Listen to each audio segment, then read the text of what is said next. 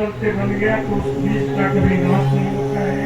जहाँ से साधन क्रम छूटा रहता है पूरा वहीं से आरंभ करके वो भगवत पद की पूरी को तय कर लेता है।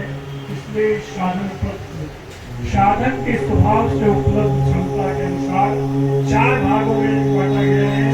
जिस दिन से हम ऐसे सद्गुरु महापुरुष से साधन पद को समझते हैं, सीखते हैं, उससे चलना आरंभ करते हैं, उस आरंभिक अवस्था काल में हम शुद्ध हैं। जहाँ विधि पकड़ में आ गई तो वैश्य साधन क्रम जहाँ आगे और बढ़ा सौर तेज स्वामी भाव पीछे न हटने का स्वभाव, प्रकृति के संघर्ष के झेलने की क्षमता इत्यादि योग बताया जाने पर वही साधन छठी श्रेणी का करता है।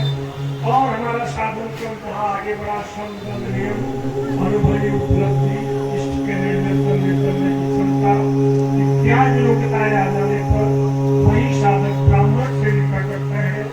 इसलिए भगवान कृष्ण का कथन है कि स्वभाव में पाई जाने वाली क्षमता का मानव परम श्रेय को प्राप्त कर लेता है।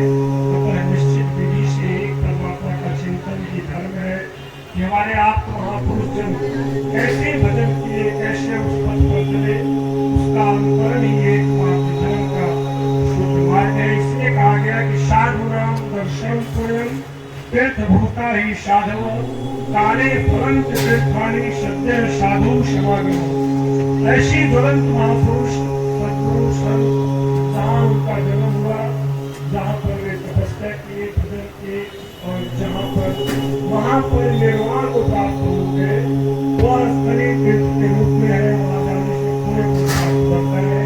किंतु सत्य साधु समागम जो ज्वलंत हमारे सद्गुरु महापुरुष हैं, संत हैं, उनका सर्व सानिध्य दर्शन हमें तत्काल फल देने वाला होता है। ऐसे इसलिए गीता में भगवान कृष्ण ने ऐसे ही महापुरुष के प्रति इंगित करते हुए आदेश दिए कि ब्रह्मणो ही प्रतिष्ठा हम अमृतस्या वैस्य च शाश्वतस्य च धर्मस्य शुद्धस्य कांतिकस्य। उस अविनाशी ब्रह्म शास्त्र धर्म अखंड एक रस आनंद और अमृत का मैं हूँ अर्थात परमात्मा स्थित सद्गुरु ही सबके आश्रय है। उनकी शरण में जाने का आदेश दिए कि हम ऐसे महापुरुष की शरण में जाए, उनकी सेवा करें और उनके द्वारा बताए गए साधन पर चले, तभी हम अपने श्रेय पद को कल्याण पद को प्राप्त हो सकते हैं।